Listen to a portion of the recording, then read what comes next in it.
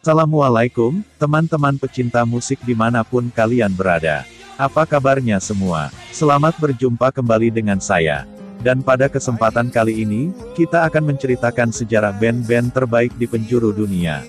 Apakah kalian siap? Sebelum kita mulai, ayo dukung channel ini dengan cara like, share, komen, dan subscribe agar kalian tidak ketinggalan video-video selanjutnya. Semoga kita semua dimudahkan dalam segala urusan-urusannya dan semoga kita selalu dijauhkan dari pandemi yang sedang melanda dunia.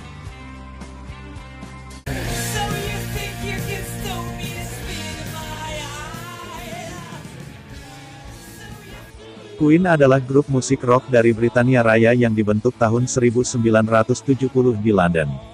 Semula, mereka terdiri dari Freddie Mercury, vokal, piano, Brian May, gitar, vokal, Roger Taylor, drummer, vokal, dan John Deacon, gitar bass. Karya-karya awal Queen dipengaruhi oleh progressive rock, hard rock dan heavy metal, tetapi mereka mengambil risiko secara bertahap menuju karya-karya yang lebih konvensional dan bersahabat dengan pendengar radio, seperti arena rock dan pop rock. Sebelum membentuk Queen, May dan Taylor telah bermain bersama dalam grup musik Smile. Freddie Mercury adalah salah satu penggemar Smile dan mendorong mereka untuk bereksperimen dengan teknik perekaman dan panggung yang lebih rumit. Ia kemudian bergabung pada 1970 dan mengusulkan nama Queen. John Deacon direkrut pada Maret tahun 1971, sebelum grup itu merilis album debut eponim mereka pada 1973.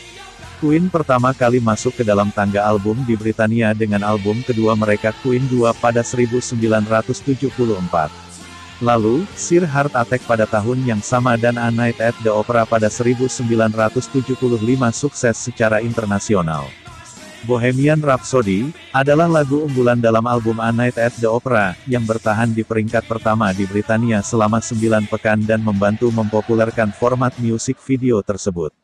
Album News of the World keluaran 1977 memuat lagu We Will Rock You, dan We Are the Champions, yang telah menjadi lagu wajib dalam acara-acara olahraga.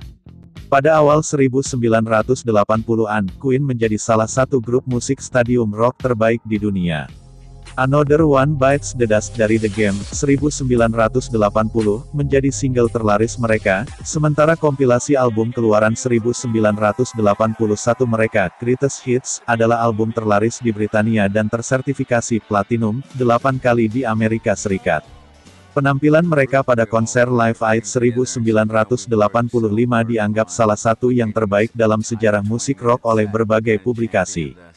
Pada Agustus tahun 1986, Mercury mempersembahkan penampilan terakhirnya bersama Queen di Nubuat, Inggris. Pada 1991, ia meninggal karena bronkonumonia, suatu komplikasi dari AIDS, dan John Deacon mengundurkan diri pada 1997. Sejak 2004, May dan Taylor telah mengadakan tur di bawah nama Queen Plus bersama vokalis-vokalis Paul Rodgers dan Adam Lambert. Rentang estimasi penjualan rekaman Queen berjumlah 170 juta sampai 200 juta rekaman, yang menjadikan mereka salah satu dari artis-artis terlaris di dunia. Pada 1990, Queen menerima Brit Award atas Outstanding Contribution to British Music, kontribusi luar biasa untuk musik Britania oleh British Phonographic Industry. Mereka dimasukkan ke dalam Rock and Roll Hall of Fame pada 2001.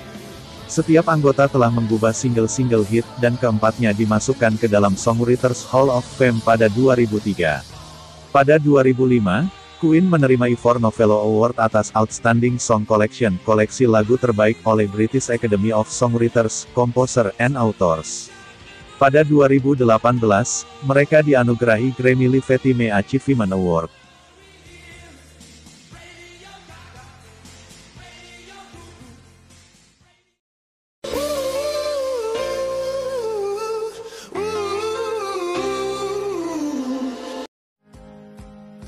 Coldplay adalah grup musik rock yang dibentuk di London, Britania Raya, pada tahun 1996.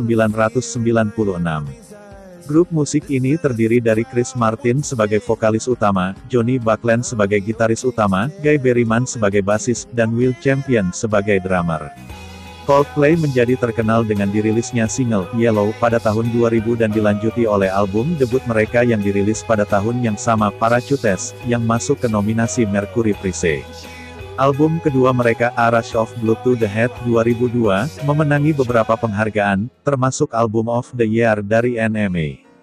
Sementara, single Clocks dari album ini memenangi penghargaan Record of the Year di Grammy Award ke-46. Album selanjutnya, X dan Y menjadi album terlaris di dunia pada tahun 2005. Album keempat mereka, Viva La Vida or Death and All His Friends 2008, diproduksi oleh Brian Eno dan mendapat tanggapan positif, memenangi beberapa nominasi Grammy Award dan menang pada Grammy Award ke-51. Pada tahun 2011, mereka merilis album kelima mereka, Milo Siloto, yang mendapat tanggapan positif yang beragam, memuncaki tangga album di 34 negara, dan merupakan album rock terlaris di Britania Raya tahun 2011. Pada Maret tahun 2014, mereka mengumumkan album keenam mereka yang berjudul Ghost Stories dirilis pada tanggal 19 Mei tahun 2014. Kemudian pada tahun selanjutnya, Coldplay kembali merilis album A Head Full of Dreams pada tanggal 4 Desember tahun 2015, 4 tahun kemudian, tepatnya pada tanggal 22 November tahun 2019, Coldplay merilis album berjudul Everyday Life.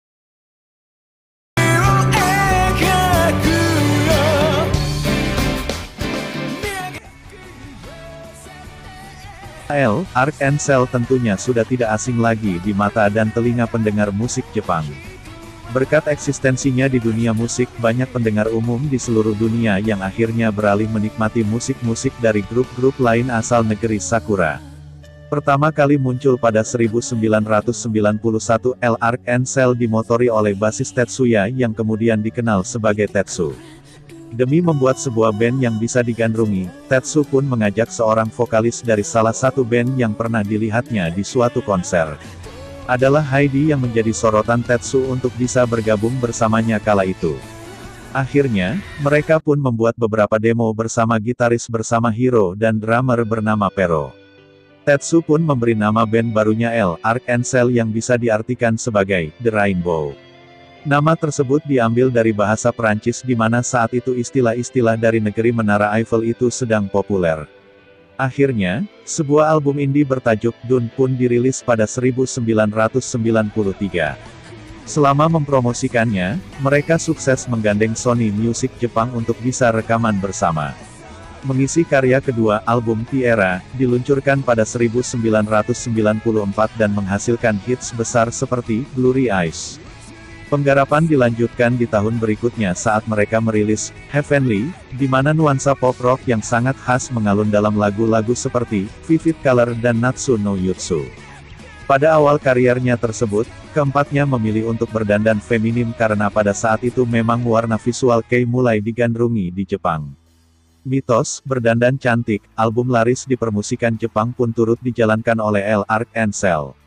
Namun ketika album bertajuk True, 1996 dirilis, perlahan mereka mulai menghapus image feminim di setiap penampilannya. Malahan, penjualan album mereka cukup meningkat.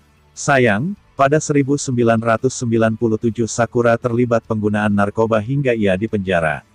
Sakura pun akhirnya mengundurkan diri dari band, dan posisi drummer pun sempat kosong melompong. Di saat itulah, seluruh sisa personel yang ada merekrut Yukihiro sebagai drummer baru. Meski belum resmi dianggap sebagai anggota, namun ia sudah membantu rampungnya penggarapan lagu, Niji, dan album, Heart pada 1998. Setelah album rampung, barulah Yukihiro masuk sebagai personel L'Arc-en-Ciel. Hal itu juga bisa dilihat dalam beberapa konser dan video klip di mana Yukihiro selalu tampil dan muncul dalam porsinya sebagai personel tetap. Dirilisnya album Arc dan Rai pada 1999 secara bersamaan, menjadi salah satu puncak kejayaan mereka. Melalui tembang seperti Dive to Blue, Heaven's Drive, River High, dan Honey, nama mereka pun mulai bergaung di permusikan internasional. Dari situlah muncul istilah Laruku yang diadaptasi dari pengejaan Raruku oleh penggemar Jepang di mana ejaan tersebut berasal dari julukan singkat untuk band ini, yaitu L'Arc. Album garapan berikutnya adalah Real, yang menelurkan beberapa hits seperti Stay Away, Neo Universe, dan Love Fleece. Dalam album ini, tampak sisi maskulin mereka mulai ditonjolkan. Melanjutkan kiprahnya di kalangan pecinta musik internasional, L'Arc-en-Ciel pun merilis split singles Best 13 pada 2001 yang merupakan album kompilasi pertama mereka. Lagu-lagu di dalam album tersebut merupakan pilihan fans yang diambil dari polling via internet dan langsung dilempar ke pasar internasional tak lama setelah rilis di negara asalnya. Setelah itu, mereka pun vakum untuk waktu yang cukup lama karena masing-masing personel sibuk bersolo karir serta membuat proyek sendiri-sendiri. Hingga akhirnya pada 2004, Tetsu dan kawan-kawan merilis album Smile. Smile menjadi album regular L'Arc-en-Ciel yang pertama kali dirilis secara internasional. Melalui tembang-tembang seperti Ready Steady Go dan Hitomi no Junin, mereka sukses memuaskan fans. Bagaimana? Apakah kalian sudah mengetahui beberapa fakta menarik dari beberapa band fenomenal yang kita bahas tadi? Jika kamu suka dengan video ini, boleh dong untuk like, share dan subscribe. Sampai jumpa di video tentang band keren selanjutnya dan terima kasih banyak. Semoga segala urusan kita dipermudah, dan semoga kita selalu dilindungi dari pandemi yang sedang melanda dunia saat ini. Wassalamualaikum warahmatullahi wabarakatuh.